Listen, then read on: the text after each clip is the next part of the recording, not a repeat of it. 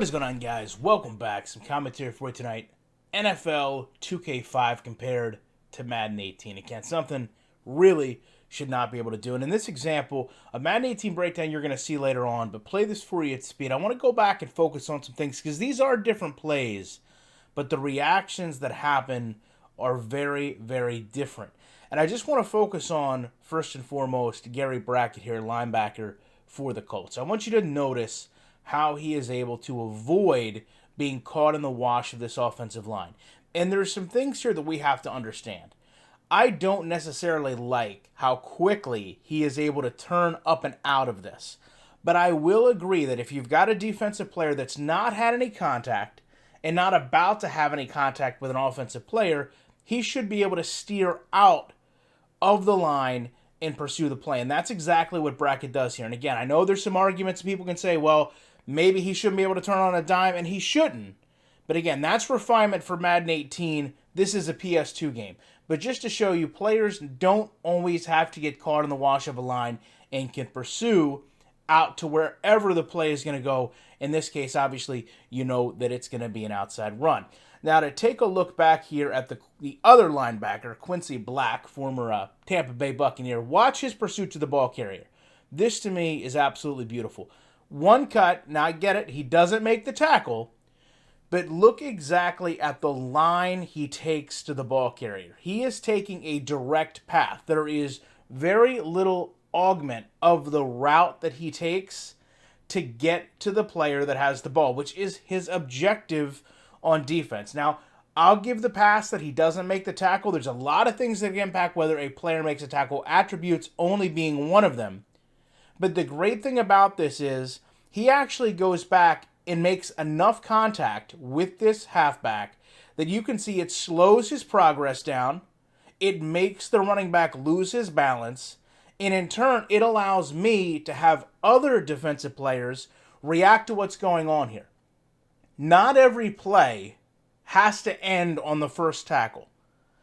You can be just as effective on a missed tackle when you have another cornerback like Nate Clements who's going to come in here and follow up on a defense when you've got a player like this who's trying to hurdle, gets up in the air, and look at this animation. This to me is absolutely beautiful. He wraps his arms up around the legs of the running back, drives through, and pushes him back.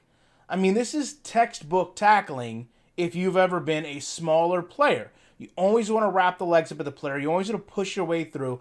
If you do that, no matter how small you are, no one is going to be able to run out of a tackle if you've got your arms wrapped around their legs. And I like to see a cornerback with an animation like that that's very believable. Now, the other thing we'll talk about is how the safety reacts to this, because I like it a lot. The safety comes across. You can see not a read and react, but procedurally, he's looking at what is happening.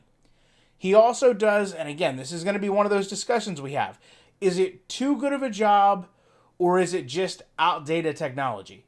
I don't always want to see a lineman come up on a second-level block in a situation like this against a faster player. I like the fact that Bethea can turn the corner here because there is enough room between them for it to be believable, but not enough where there's going to be no contact at all and he still gets pancaked.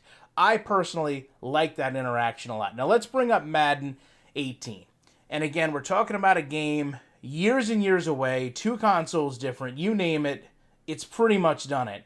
In a play that I understand is not an outside run, but if we're going to talk about fundamentals, okay, we're still talking about reacting to what's going on in a play to the outside. Now let's take a look at how this linebacker reads this play. To me, this is way too much movement when we're still talking about a ball carrier being still. It's known who has the ball at this point. Remember back 2K5, Quincy Black, one route to the ball carrier, whether it's the quarterback, whether it's the halfback. Now we go to Madden, look at this cluster of defensive players. We did not see that in 2K5. We did not see a package all bundled together. And let's take a look at how Madden players work to get through traffic. Now, again, situations where what's believable versus what's not believable. To me, this is not really that believable.